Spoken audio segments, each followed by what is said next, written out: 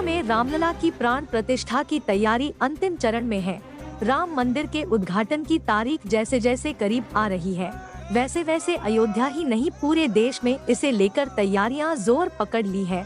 मंगलवार को गुजरात से अयोध्या एक खास अगरबत्ती पहुंची। इस अगरबत्ती को वडोदरा में बनाई गई है।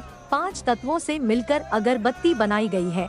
यह अगरबत्ती पर्यावरण को नुकसान नहीं पहुंचाएगी, क्योंकि इसे हर्बल तरीके से बनाई गई है।